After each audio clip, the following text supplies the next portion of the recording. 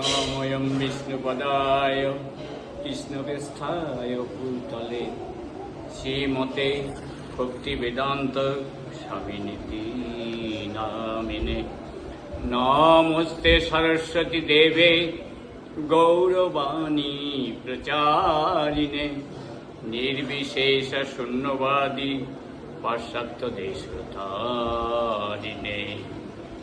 হরের নাম হরের নামৈব কেবলম কলৌ নাস্তেব নাস্তেব নাস্তেব গতিরন্যথা। হরে কৃষ্ণ। আজকে আমাদের টপিকস, আপনি কি সুখী হতে চান? তাহলে কি করে সুখী হবেন?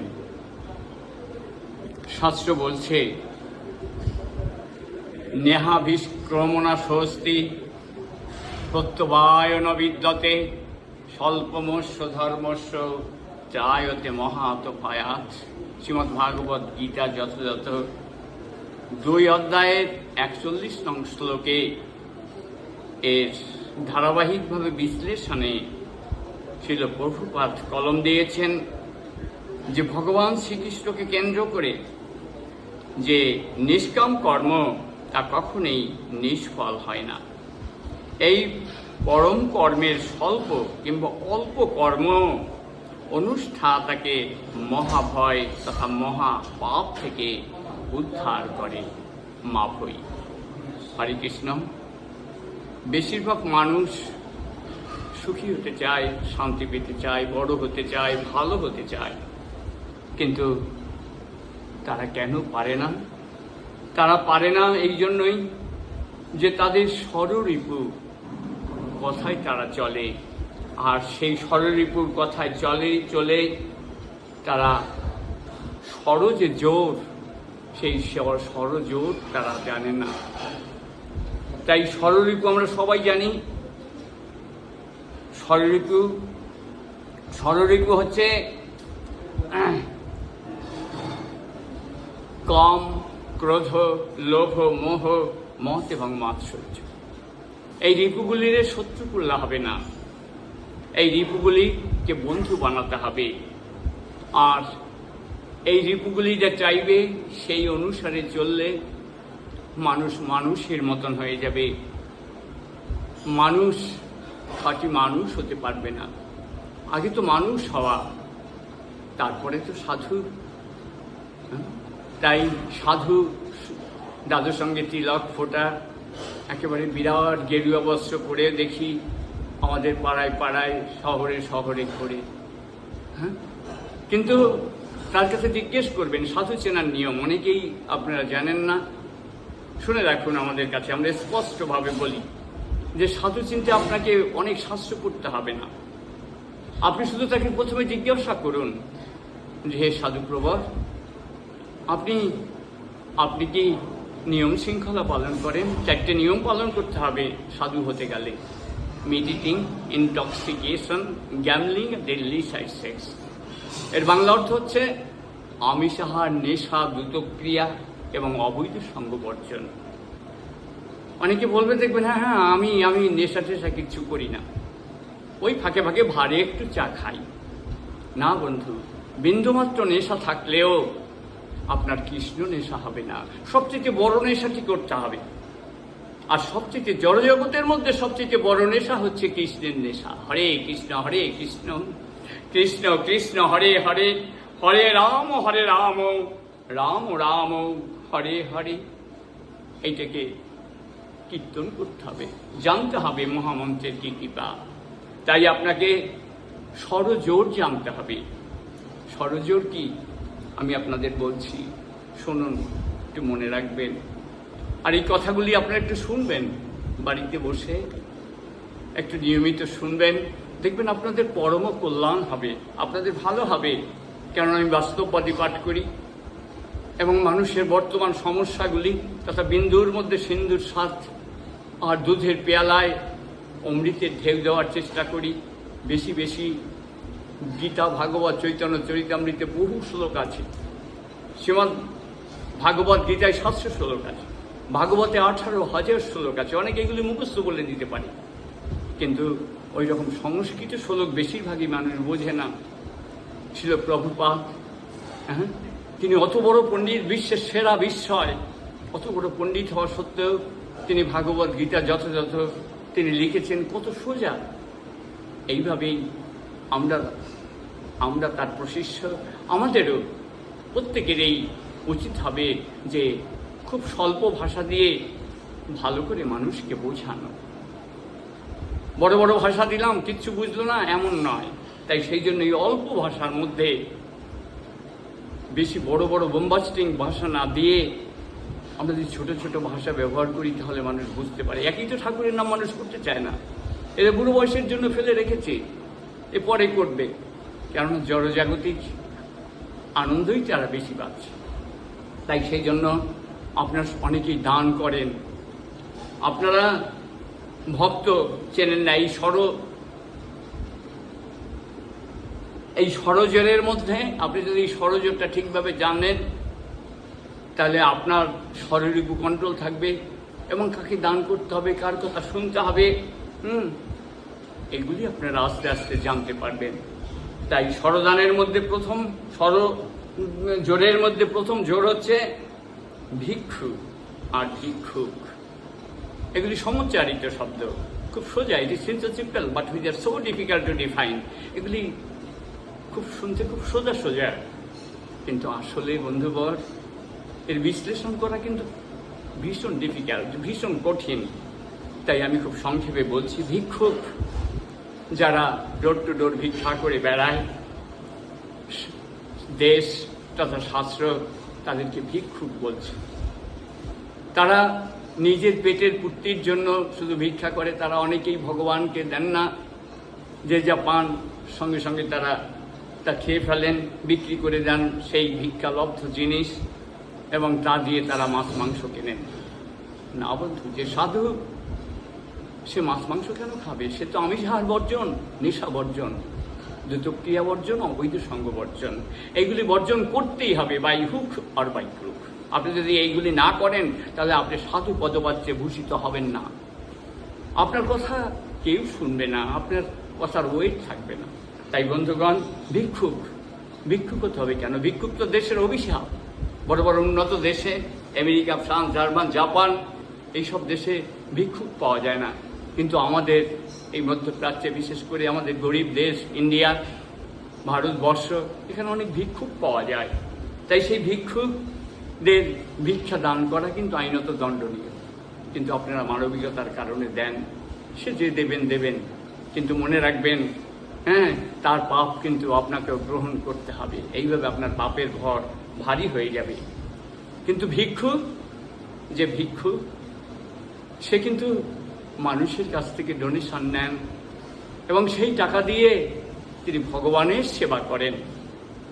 এতে আপনারও লাভ আর তারও লাভ।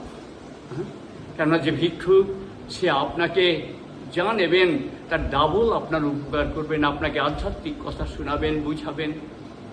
সে বুঝালে সে আনন্দ পাবে। সে পেটের দায়ে ভিক্ষা করছেন না, সে প্রচারের জন্য ভিক্ষা করছেন।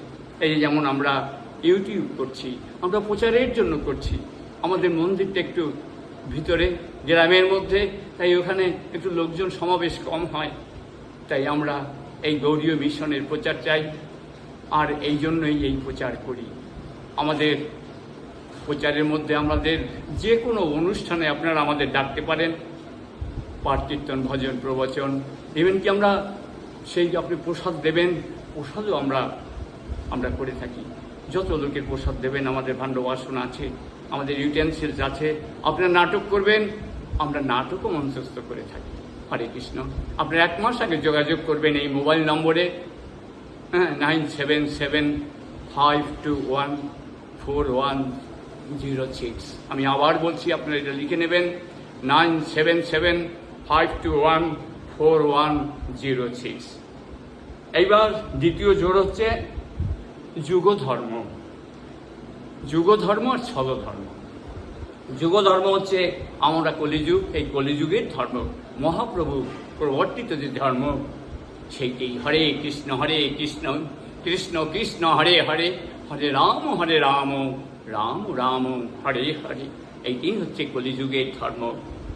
সেই ধর্ম আমাদের গ্রহণ করতে হবে, কিন্তু ছলধর্ম নয়। ছলধর্ম হচ্ছে চটুল ধর্ম, মায়াবাদী ধর্ম, নির্বিশেষ ব্রহ্মবাদী ধর্ম।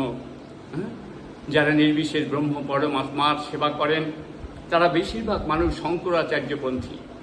শঙ্করাচার্য সেই ভগবানের অংশ হওয়া সত্ত্বেও তিনি কিন্তু বলেছেন ভজ গোবিন্দাং ভজ গোবিন্দাং ভজ গোবিন্দ মূলমতে। হে মূর্খ মন, তুমি গোবিন্দের ভজন করো, কারণ তার ভজনের উপর আর কেউ নেই। স্বয়ং শিব ঠাকুর ভগবানের পঞ্চমুখে তিনি তার আরাধনা করেন। ব্রহ্মা ভগবানের নামে আরাধনা করেন, সমস্ত দেব দেবতারা তার আরাধনা করেন। কিন্তু কলিযুগের মানুষেরা তারা কি করেন, তাদের জিহ্বাটা সাপের জিহ্বার মতন ল্যাক ল্যাক ল্যাক ল্যাক করে। তারা অমিদ্য কুমিদ্য খাওয়ার জন্য দেবতা সেবা করেন। আর শাস্ত্রে বলেছে অবজানন্তি মাং মুড়া, মূর্খরা আমাকে কখনো জানতে পারে না। তারা ছল ধর্ম গ্রহণ করে নিজে দুঃখিত হয় আর নিজের সংসারটাকেও দুঃখে ভরে দেয়। ছেলেপানকে সে মানুষ করতে পারে না, কোনোরকমভাবে মানুষ করে। তারা হয়তো অনেক টাকা পয়সা আয় করে তাদের ছেড়ে চলে যায়। এই হচ্ছে আজকালকার আধুনিকত্ব। বাবা মাকে বার্ধক্য নিবাসে পাঠিয়ে দেয়।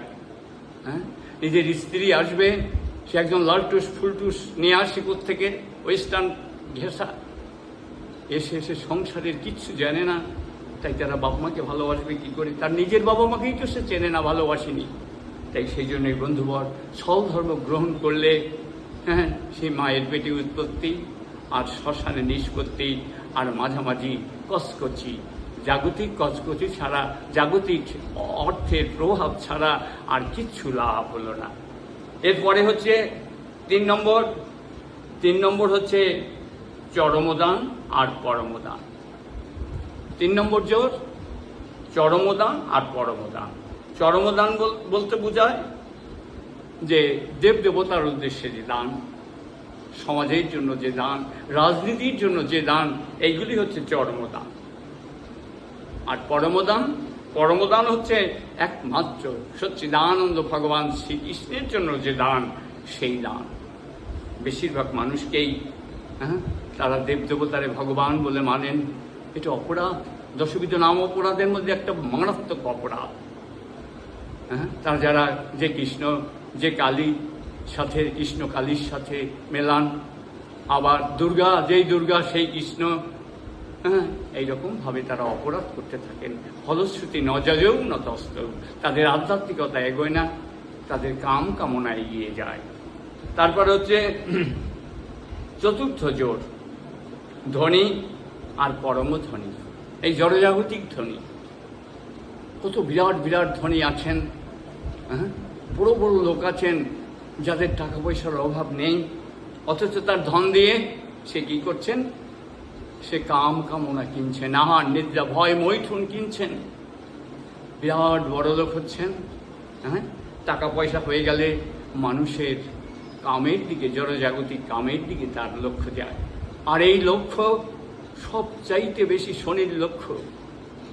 এই লক্ষ্য করে জীবনে কেউ কোনোদিন সুখী হয়নি, আপনিও হতে পারবেন না। আপনি যত বড় লোককেই থাকুন না কেন, টাটা, বিড়লা, লর্ড ফোর্ডিংস, বর্মান, ভারতের প্রধানমন্ত্রী কিংবা আমেরিকার প্রধানমন্ত্রী, গ্রেট ব্রিটেনের প্রধানমন্ত্রী, আপনি যদি পঞ্চম পুরুষার্থ না জানেন, আপনি যদি পরম ধর্ম না জানেন, তাহলে আপনি কি করে সুখী হবেন গো ভাই?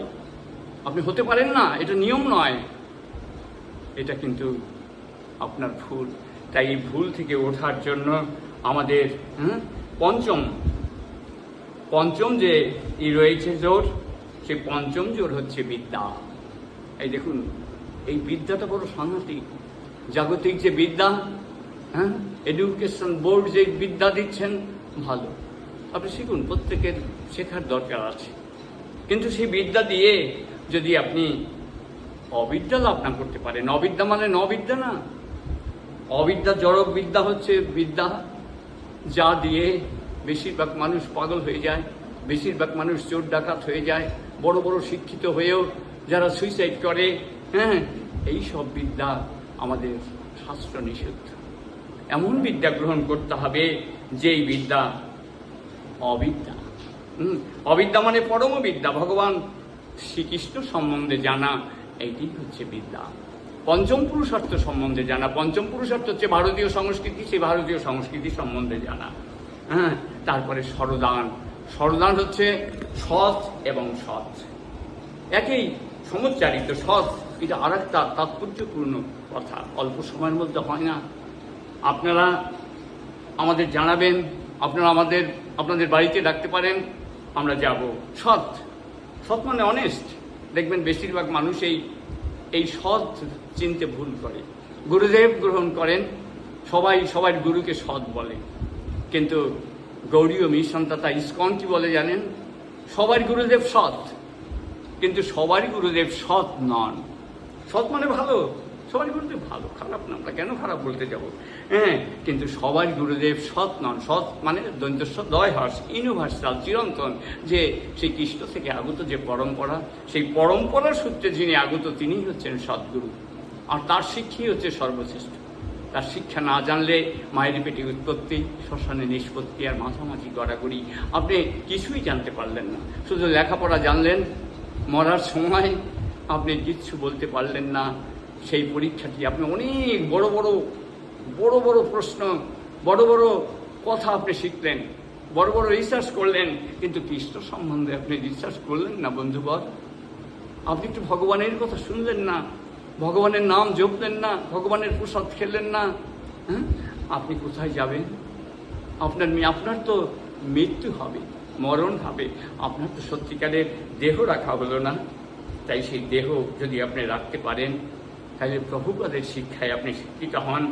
প্রভুপাদের শিক্ষায় শিক্ষিত না হলে আপনি ভুল পূজারী হয়ে যাবেন। আর সেই ভুল পূজা দিয়ে আপনার অবস্থা কী হবে জানেন? ইন্দ্রিয়ানাং হি চরতাং জন্মনু অনুবিধীয়তে তদস্য হরতি প্রজ্ঞা বায়ুর নামম বিবাম্বসী। ইন্দ্রিয়ের তাড়নায় যারা চলেন তাদের অবস্থা কীরকম হয় জানেন? মাঝ সমুদ্রে ঝড়ের মধ্যে হালিন নৌকা যেই রকম আর চলতে পারে না, তাদের নিশ্চিত মৃত্যু, সেইভাবেই তাদের অপমৃত্যু ঘটে।